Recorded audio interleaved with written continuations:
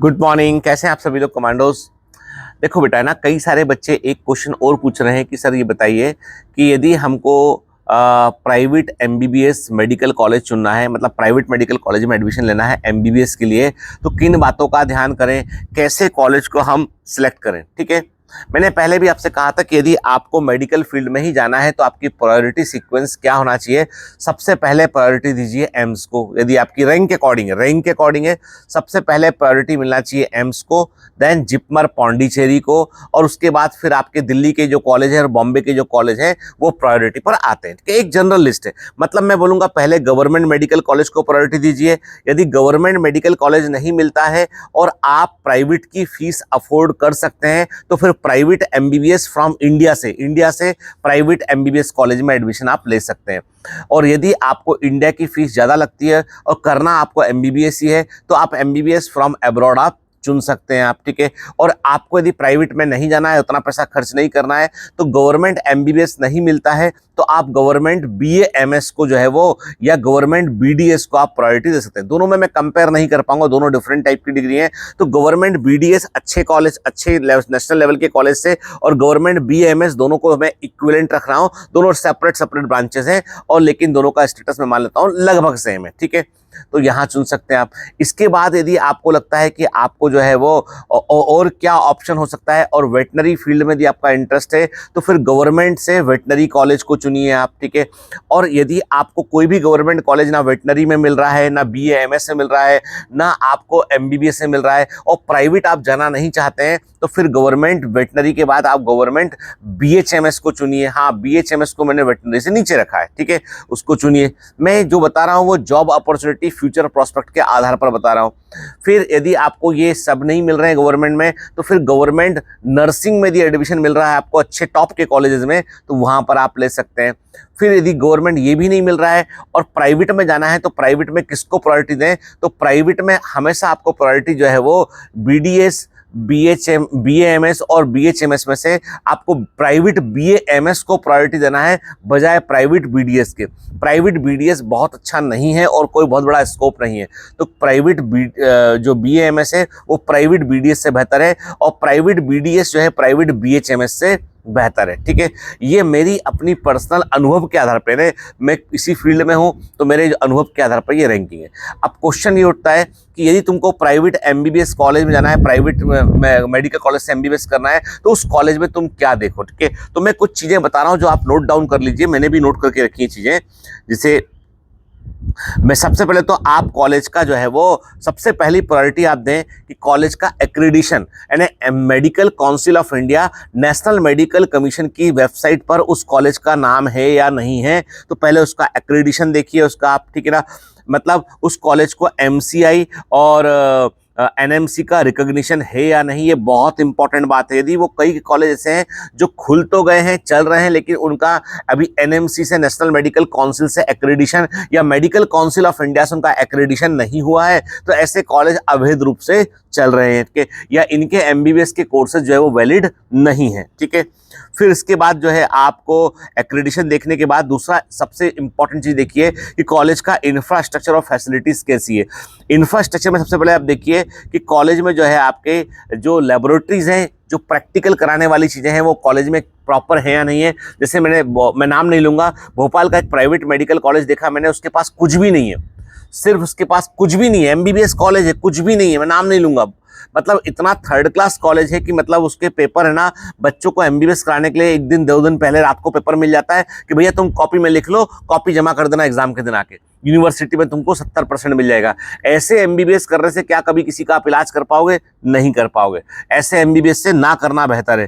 ठीक है, ऐसे एमबीबीएस से कंपाउंडर बन जाना बेहतर है यदि आपको कुछ भी नहीं आता है तो। खैर, तो लेबोरेटरीज प्रॉपर है या नहीं है इसमें, फिर लाइब्रेरी फैसिलिटी प्रॉपर है या नहीं है, जो ऑपरेशन दिखाने की नहीं, ऑपरेशन होना चाहिए, और हॉस्टल इसके पास प्रॉपर है या नहीं है। ये तो बेसिक इंफ्रास्ट्रक्चर हो गया। फिर जो सबसे इंपॉर्टेंट बात है वो है इसमें फैकल्टीज़ कहाँ से आई हैं, कि ये जो फैकल्टी मेंबर हैं क्या वो न्यूली पास आउट डॉक्टर्स को तो फैकल्टी नहीं बना दिया इन्होंने।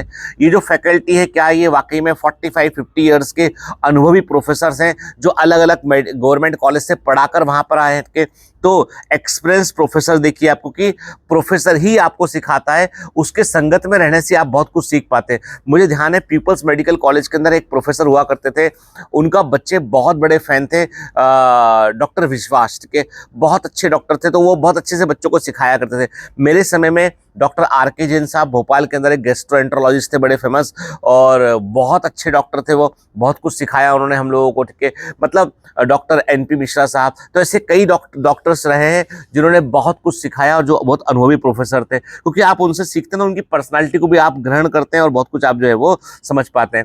फिर तीसरी बात देखिए इसमें कि स्टूडेंट फैकल्टी का रेशियो क्या है, ठीक है, मतलब कितने स्टूडेंट पे फैकल्टीज क्या है। देखो उसमें क्या था, कई मेडिकल कॉलेज ऐसे खुले हैं कि उनके पास फैकल्टी टीम लिमिटेड है, लेकिन उन्होंने 2 बैच बना लिए, 150 बच्चों का, 150 बच्चों का। भाई ये कोई नीट की कोचिंग नहीं है, ये प्रोफेशनल ट्रेनिंग है, जिसके बाद आपको फील्ड में उतरना है। यदि आप फील्ड में उतरो, आपको इंजेक्शन लगाना भी नहीं आता, आपको कुछ नहीं आता, आपको कुछ बुखार के अलावा, पैरासिटामोल के अलावा कुछ नहीं मालूम है, तो जिंदगी बर्बाद है भाई, ठीक है। तो स्टूडेंट फैकल्टी रेशियो, ताकि आप प्रोफेसर से इंटरेक्ट कर पाए और प्रॉपर अटेंशन आपको मिल पाए। फिर क्लिनिकल एक्सपोजर के बारे में जरूर बात जानिए।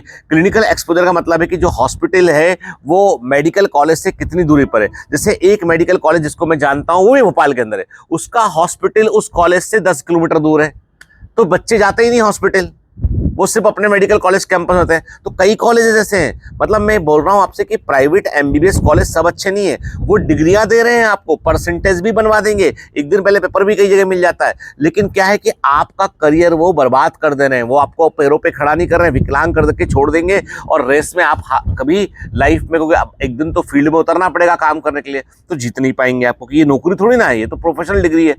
तो हॉस्पिटल का एप्लीकेशन होना चाहिए प्रॉपरली, प्रॉपर हॉस्पिटल फैसिलिटी में कितने बेड का हॉस्पिटल है वो देखिए, और ये कितना दूर है कॉलेज से वो देखिए। फिर पेशेंट का फ्लो देखिए कि पेशेंट, पता चला कि पूरा का पूरा अस्पताल इमरजेंसी पे चल रहा है। मैंने देखा एक मेडिकल कॉलेज, वो पूरा का पूरा अस्पताल सिर्फ इमरजेंसी में 25-30% जो आते हैं ना, बस उन्हीं पे चल रहा होता है, हर आदमी उन्हीं पर प्रयोग करने आता है, ठीक है। तो नहीं, एक proper patient flow. Government medical college का सबसे बड़ा एडवांटेज ये है, इंफ्रास्ट्रक्चर गवर्नमेंट का कई बार पुअर हो सकता है प्राइवेट से, बिल्डिंगें चमकेंगी नहीं गवर्नमेंट की, प्राइवेट की बिल्डिंगें चमकेंगी, लेकिन पेशेंट का फ्लो गवर्नमेंट में अच्छा खासा होता है, इसलिए गवर्नमेंट मेडिकल कॉलेज जो है वो बहुत अच्छे होते हैं, ठीक है। तो खैर पेशेंट फ्लो कितना है प्राइवेट में वो भी देखिए आप, और हमेशा क्या होता है कि ये पेशेंट फ्लो हमेशा उस प्राइवेट मेडिकल कॉलेज में ज़्यादा मिलेगा जो उस एरिया में जो है बहुत बड़ी संख्या में अस्पताल ना हो, वहाँ अच्छा मिलेगा पेशेंट फ्लो, ठीक है। फिर देखिए कि आपके बजट में है भी कि नहीं है। ट्यूशन फी, यानी अलग अलग मेडिकल कॉलेज की ट्यूशन फी एक समान नहीं है, सबकी वेरी करती है। कोई 25 लाख रुपए साल ले रहा है, कोई 15 लाख रुपए साल ले रहा है, कोई 12 लाख रुपए साल भी ले रहा है, और कोई 35 लाख रुपए साल भी ले रहा है। तो ये सब कुछ डिपेंड करता है उसके पास क्लिनिकल एक्सपोजर किस तरह का है, हॉस्पिटल में इनफ्लो किस तरह का है, वो किस प्रकार से काम कर रहा है। तो यकीन मानिए, आपको यदि कोई प्राइवेट मेडिकल कॉलेज एमबीबीएस वाला बहुत सस्ता मिल रहा है ना, तो याद रखना ये सस्ता बहुत महंगा पड़ेगा आगे जाके ये बहुत महंगा पड़ेगा। इसलिए पूरी फैसिलिटी चेक कीजिए, अपना बजट चेक कीजिए, उसके बाद आगे बढ़िए। फिर फाइनेंशियल एड, कई प्राइवेट एमबीबीएस कॉलेज ऐसे हैं जिनकी फीस 15 लाख के आसपास, कम फीस उनकी हो सकती है, क्योंकि उनको बड़ी सारी सरकारी मदद मिली होती है, या कोई बड़े फर्म से उनको मदद आ रही होती है, तो ऐसे कॉलेज आप चुन सकते हैं, ठीक है। फिर रेपुटेशन क्या है कॉलेज की, रैंकिंग क्या है, रैंकिंग देखने के लिए आप NIRF की साइट पर जाइए, आपके नेशनल इंस्टीट्यूशनल रैंकिंग फ्रेमवर्क, एक पूरा ऑर्गेनाइजेशन है जो रैंकिंग को प्रोवाइड करता है। तो NIRF की रैंकिंग पर जाइए, वहां जाके कॉलेज की एकेडमिक स्टैंडिंग देखिए, पता चला कॉलेज उसमें है ही नहीं कॉलेज का नाम, मतलब वो रैंकिंग के लायक ही नहीं कॉलेज, वो समझ गए बात को आप, ठीक है। फिर पुराने जो पास आउट है, एल्यूमिनी सक्सेस, कि पुराने पास आउट डॉक्टर कहाँ पर है, क्या काम करें, एल्यूमिनाई नेटवर्क बहुत इंपॉर्टेंट है, उससे मिलिए जाके। आपको लगेगा थोड़ा आपको मेहनत करनी पड़ेगी, क्योंकि आप पूरा जीवन की पिताजी की कमाई पूरी लगवा दे रहे हैं, आपके करोड़ों रुपया आप घुसा दे रहे हैं उस डिग्री में, तो आपको पहले पता करना पड़ेगा। तो एल्यूमिनाई का स्टेटस देखिए कि वो क्या कर रहे हैं, कहाँ पर हैं आपके, और वो आपको सच बता पाएंगे वो, ठीक है। फिर देखिए कि आपके प्राइवेट मेडिकल कॉलेज में रिसर्च की अपॉर्चुनिटी है या नहीं है। जिन प्राइवेट मेडिकल कॉलेज में रिसर्च की अपॉर्चुनिटी है ना, वो हमेशा अच्छे कॉलेज होते हैं, ठीक है। फिर स्टूडेंट्स का रिव्यू क्या है, जो ऑलरेडी पढ़ रहे हैं, क्या समय पर क्लासेस लगती हैं, क्या समय पर एग्जाम होते हैं, पेपर आउट तो नहीं होता है, यूनिवर्सिटी एग्जाम का लेवल क्या है, क्या यूनिवर्सिटी एग्जाम के पहले क्लासेस लगती हैं कि पेपर मिल जाता है, ठीक है। फिर दूसरी इसके बाद बात ये है कि बताइए कि वहां पर प्रोफेसर्स की क्लासेस में का ड्यूरेशन कितना, मतलब बहुत सारी, आप बच्चों से बात कीजिए, हॉस्टल कैसा है, किस तरह का फैसिलिटी है, रैगिंग तो नहीं होती बहुत जमकर यहाँ पे, तो सब चीजों का रिव्यू लीजिए, ठीक है। फिर आप पता लगाइए कि वहाँ कोई तरह का बॉन्ड तो नहीं है। उस प्राइवेट मेडिकल कॉलेज में पता चला कि आपने साइन कर दिया कागज और 3 साल उसी में सर्व करना आपको, तो कोई बॉन्ड तो नहीं है, ठीक है। मतलब कई कॉलेज। फिर दूसरी बात है कि वो यदि आपसे डोनेशन मांगते हैं तो डोनेशन किस आधार पर मांग रहे हैं और कितने बच्चों ने डोनेशन दिया, ये पता लगा लीजिए, उसके बाद जाइए, ठीक है। मतलब क्योंकि प्राइवेट मेडिकल कॉलेज को चुनना, प्राइवेट एमबीबीएस को चुनना कोई छोटा मोटा डिसीजन नहीं है, बड़ा डिसीजन है, ठीक है।